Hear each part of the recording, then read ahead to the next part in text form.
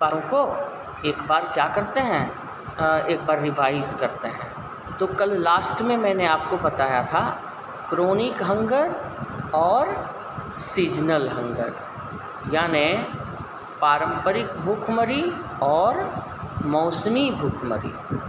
पारंपरिक यानी अति प्राचीन, क्रोनिक यानी कि एक परिवार में पीढ़ी दर पीढ़ी जब भूखमरी की स्थिति रहती है यानी निर्धनता रहती है, तो उस स्थिति को हम लोग क्रोनिक हंगर बोलते हैं। और क्रोनिक हंगर में क्या क्या बातें हैं, क्रोनिक हंगर की परिभाषा हम लोग क्या दे सकते हैं। क्रोनिक हंगर की परिभाषा देंगे कि it is a consequence of inequality of इनएडिक्वेट diet in terms of quality and quantity. जब व्यक्ति को भोजन में सफिशिएंट क्वांटिटी नहीं मिले और जब उसमें क्वालिटी भी नहीं हो, यानी पर्याप्तता भी नहीं हो और संतुलन भी नहीं हो, जो पर्याप्त मात्रा में उपलब्ध भी नहीं हो। और मान लीजिए किसी व्यक्ति को कोई व्यक्ति 5 रोटी खाता है और उसको 2 ही रोटी दे दिया जाए तो उसका भूख तो शांत होगा नहीं। उसी प्रकार खाने में सिर्फ रोटी और चावल खाने से काम नहीं चलेगा, उसमें दाल भी हो, सब्जियां भी हों, थोड़ा दूध भी हो। और तो इस तरह के आहार को हम लोग संतुलित आहार बोलते हैं। जब भैया बहन ये संतुलित आहार भैया बहनों को उपलब्ध नहीं होगा, जब परिवार के लोगों को नहीं उपलब्ध होगा, तो ऐसी स्थिति को हम लोग कहते हैं क्रोनिक हंगर की स्थिति। इसको कई नाम से पुकारा जाएगा, लेकिन आपको प्रॉब्लम नहीं है, आपको इसीलिए हम अंग्रेजी हिंदी दोनों में पढ़ाते हैं। आप जैसे जैसे पूछते हैं हम वैसे वैसे आपको बताते हैं।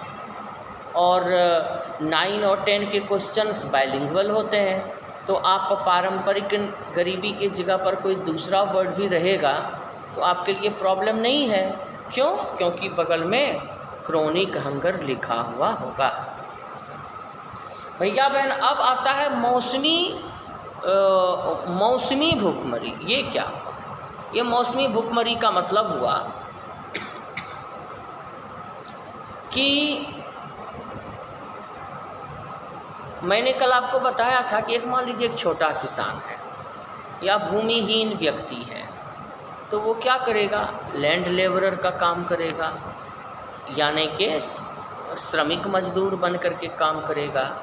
ये जो मजदूर बन के वो काम करेंगे, लेबर बन के काम करेंगे, ये प्राइमरी सेक्टर में भी हो सकता है यानी कृषि क्षेत्र में भी हो सकता है, और सेकेंडरी सेक्टर में भी हो सकता है यानी द्वितीयक क्षेत्र में भी हो सकता है।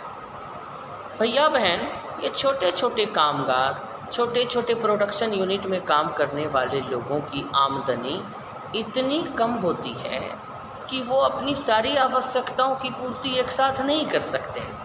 तभी तो उन्हें हम अति निर्धन वर्ग बोलते हैं, अति पिछड़े लोग बोलते हैं। तो और उनको हम बीपीएल लाइन में रखते हैं।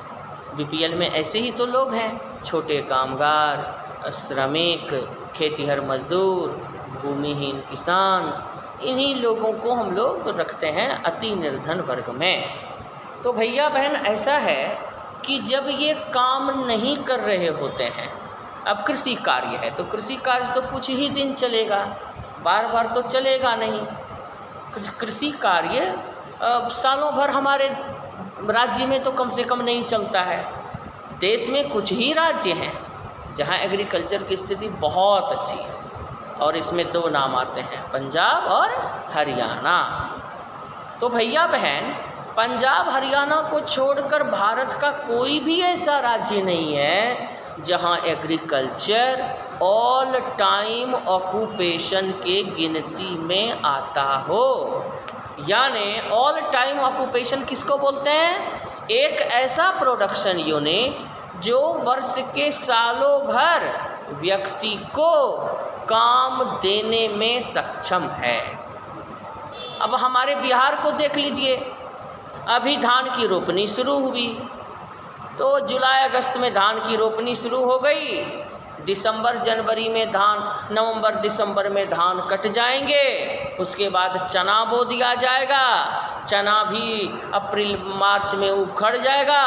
अब धान और चना के बाद भैया बहन अप्रैल, मई, जून, जुलाई, ये 4 महीने हमारे कृषि जोत की भूमि, कल्टीवेबल लैंड जो हैं वो यूं बैरन रह जाते हैं, बैरन यानी कि परती रह जाते हैं, क्योंकि सिंचाई का साधन है ही नहीं। तो जब सिंचाई का साधन नहीं है भैया बहन, तो वर्ष के सालों भर खेती होगी कैसे? और वो 4 महीने में किसान जो बड़े बड़े हैं उनके घर में तो अनाज आ गया, वो खाएंगे, लेकिन जो छोटे तबके के लोग हैं उनका क्या होगा? तो वैसे लोगों को भैया बहन गरीबी से जूझना पड़ता है और उन्हें सीजनल हंगर का शिकार होना पड़ता है। तो भैया बहन आपको क्वेश्चन आएगा कि सीजनल हंगर, मौसमी भूखमरी से आप क्या समझते हैं? मौसमी भूखमरी में के दायरे में आने वाले वर्गों का नाम लिखें। तो भैया बहन आप इस तरह से पहले परिभाषा लिखिएगा और फिर उसका नाम लिख दीजिएगा। अब आगे बढ़ते हैं, जो आज का विषय हमारा है। आप में से बहुत लोग किताब पढ़े हो, तो उसमें एक है बफर स्टॉक। कुछ टर्म्स आए हैं जैसे पीडीएस सिस्टम, जन वितरण प्रणाली। जो आपके गली मोहल्ले में दुकान है जहाँ चावल मिलता है सस्ते दर पर, चीनी मिलता है, केरोसिन ऑयल मिलते हैं, बहुत सारे पीडीएस शॉप्स हैं कई राज्यों में, वहाँ कपड़े भी मिलते हैं, साबुन भी मिलता है, डेली यूज के सामान भी मिलते हैं। और इसको हम लोग कहते हैं रैशनिंग करना। रैशनिंग का मतलब क्या होता है भैया बहन? राशन की दुकान, हम लोग हिंदी में भी बोलते हैं राशन की दुकान।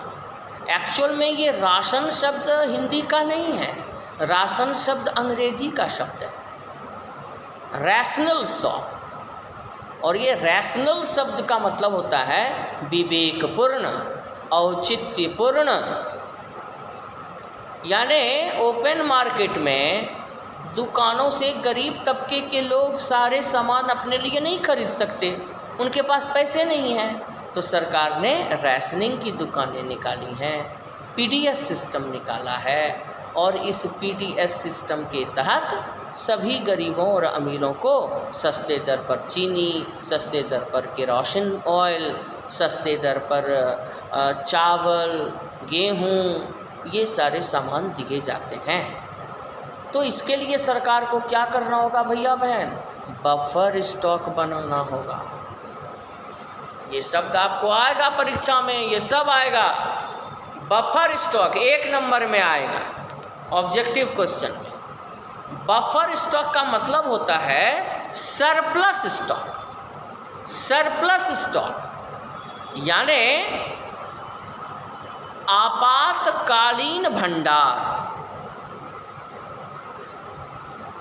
अब अभी आपको ध्यान में होगा कि नरेंद्र मोदी की सरकार ने इस कोविड के समय में सभी बीपीएल परिवारों को क्या किया? सभी बीपीएल परिवारों को 5 किलो गेहूं, 5 किलो आटा दिया। अब ये 5 किलो आटा और 5 किलो गेहूं और 5 किलो चावल जो दिया भैया बहन, आप समझिए कि ये पूरे देश में ये अभियान चला तो कितने करोड़ टन की ज़रूरत पड़ी होगी। हमारा भारत 1.25 अरब लोगों का कंट्री है। अब 5-5 किलो के दर से जुड़िए कितना हो जाएगा। सरकार के पास इतने अनाज आए कहाँ से? इसी बफर स्टॉक से आए। इसको हम लोग बोलते हैं कि फसल वाले मौसम में सरकार एफसीआई के माध्यम से फूड कॉरपोरेशन ऑफ इंडिया, भारतीय खाद्य निगम ये सब पर क्वेश्चन रहेगा, खूब ध्यान से सुनिए। कुछ भैया बहन क्लास छोड़ करके चले जाते हैं, तो ये बहुत बड़ी नादानी करते हैं, बहुत बड़ी नादानी। ये तो कक्षा है नहीं, ऑफलाइन क्लास है नहीं कि हम आपको डांटेंगे डपटेंगे। और हर बात में 9-10 के भैया बहन को डांटा नहीं जाता है। आपको हर बात सुनना चाहिए। आज का क्लास इतना महत्वपूर्ण है, इसमें chronic hunger, seasonal hunger, buffer stock, PDS, minimum support price, MSP, ये सब हम धीरे धीरे बताएंगे। और इनमें से अधिकांश क्वेश्चन आपको 9 और 10 में आएगा। तो भैया बहन,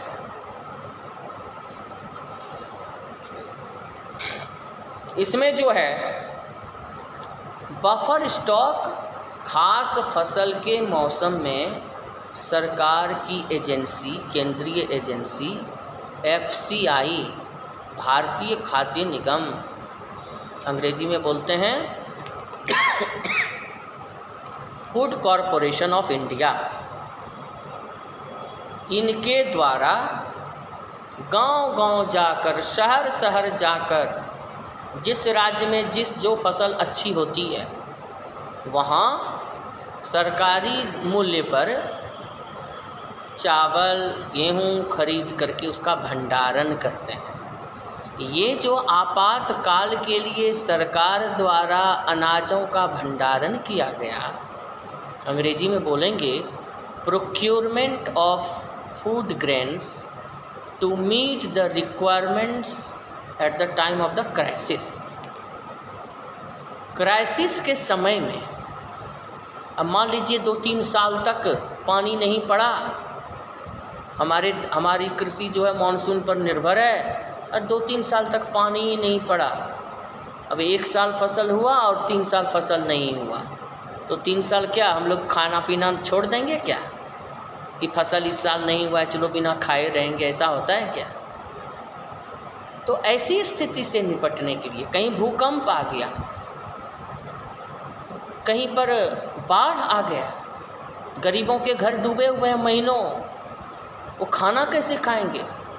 ऐसे समय में सरकार प्रोक्योरमेंट करती है और ये जो भंडारण करती है आपातकाल के लिए, इसी को हम बोलते हैं buffer stock. This is called भैया बहन बफर स्टॉक। अब बफर स्टॉक की परिभाषा अगर आपको आएगा लिखने, तो आप इस तरह से लिखिएगा। हम आपको इस पर एक छोटा सा 5 लाइन लिखवा देते हैं। आप कॉपी कलम लेके बैठे होंगे, थोड़ा इसको लिख लीजिए। पहले अंग्रेजी में लिखाएंगे, हिंदी में तो समझा दिए, तो इसको लिख लीजिए। अंग्रेजी भी लिखना चाहिए।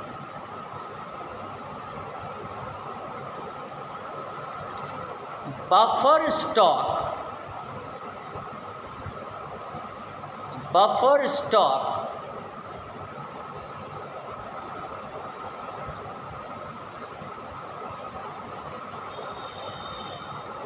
is the stock of food grains, is the stock of food grains, comma, ज़रा फास्ट लिखिएगा, comma, namely wheat and rice,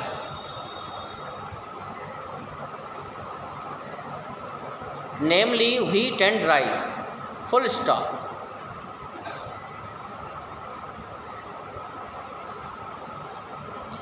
These food grains are procured by, these food grains are, these food grains are procured by PROCURED.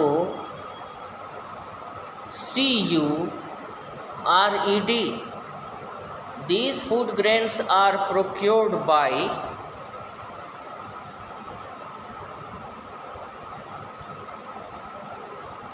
the government, by the government,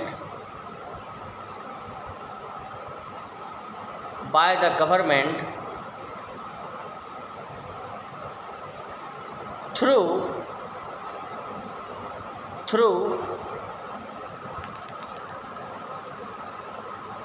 FCI। अब आपको FCI पर भी लिखने आएगा तो आप लिख दीजिएगा इसी में से निकाल करके। Procured by, these food grains are procured by the government through FCI, bracket में लिख दीजिएगा फूड कॉरपोरेशन ऑफ इंडिया, सबका फर्स्ट लेटर कैपिटल होगा, food corporation of India.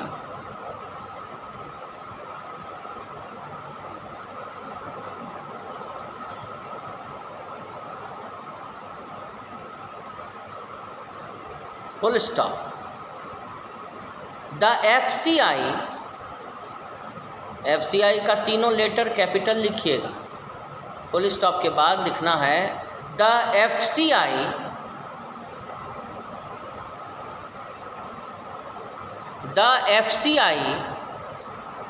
purchases, the FCI purchases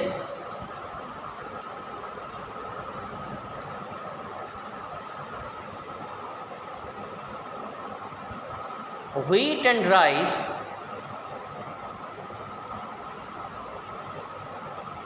the FCI purchases wheat and rice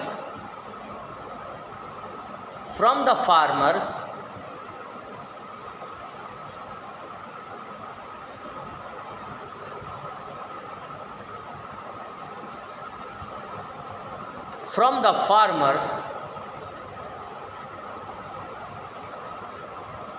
in states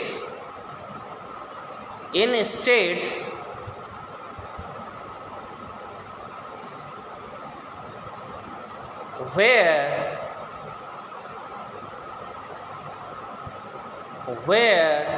it is in surplus, where it is in surplus,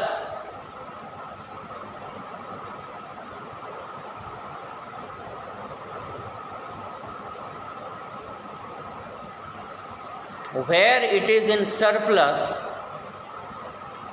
at a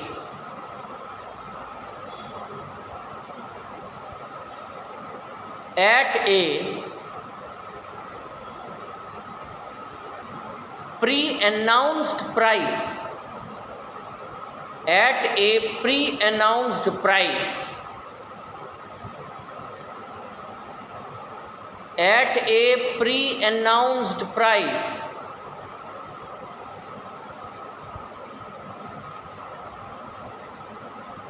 at a pre-announced, पूर्व घोषित, pre-announced price, पहले से ही घोषणा कर देती है सरकार कि हम फलां से फलां डेट तक आपके प्रखंड में आपसे इस दर पर चावल और गेहूं खरीदेंगे। भैया बहन, हर प्रखंड में FCI एजेंसी जो सरकार की है वो जाती है और वो घोषित कर देती है, चारों तरफ अनाउंस करवा देती है लाउड स्पीकर से कि आपके प्रखंड में फलां से फलां तारीख तक जो छोटे किसान हैं प्रखंड मुख्यालय में अपना अनाज लेकर आएँ और उनका अनाज सरकार इस प्राइस पर खरीदेगी। तो सभी किसान ट्रैक्टर में अपना अपना जिनके यहाँ जितना है अनाज, क्योंकि इन अनाजों को तो उन्हें भी खाने के लिए रखना है साल भर, तो जो सरप्लस हो गया उसी को लेकर के वो जाते हैं। ठीक है, उसी को लेकर के वो जाते हैं और फिर वहाँ जाकर के प्रखंड में FCI को बेच देते हैं। तो pre announced price which is known as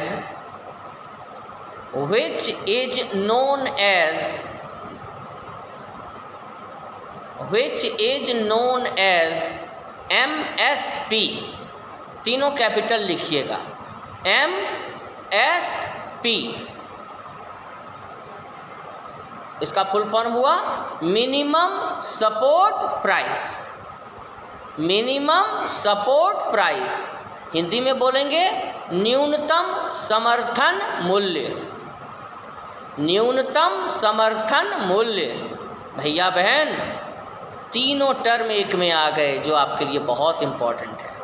एक तो आ गया बफर स्टॉक क्या है, एक हो गया एफसीआई क्या है, और तीसरा हो गया एमएसपी क्या है, न्यूनतम समर्थन मूल्य क्या है, भारतीय खाद्य निगम के मुख्य कार्य कौन कौन से हैं, और बफर स्टॉक तो हम लोग पढ़ ही रहे हैं। यानी एक बफर स्टॉक जानने के क्रम में हम बाकी के दोनों चीज़ों को भी जान गए। तो भैया बहन हम समझते हैं कि आप न्यूनतम समर्थन मूल्य को अब समझ गए होंगे। अब अलग अलग आपको ऑब्जेक्टिव क्वेश्चन परीक्षा में आएगा, तो जानकारी तो आपको हो गई, लेकिन लिखेंगे भी तभी नंबर मिलेगा। तो आप लिखिएगा कि सरकार प्रतिवर्ष देश के किसानों से अनाज के भंडारण के लिए अनाज खरीदती है। इन अनाजों का भंडारण करने के लिए सरकार एक निश्चित मूल्य की घोषणा करती है। मुफ्त में तो देगी नहीं, तो एक न्यूनतम मूल्य की घोषणा करती है।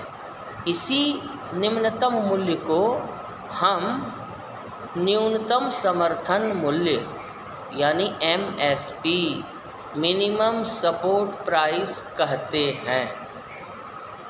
तो भैया बहन अब आप मिनिमम सपोर्ट प्राइस समझ गए। अब आएगा आपको एफसीआई।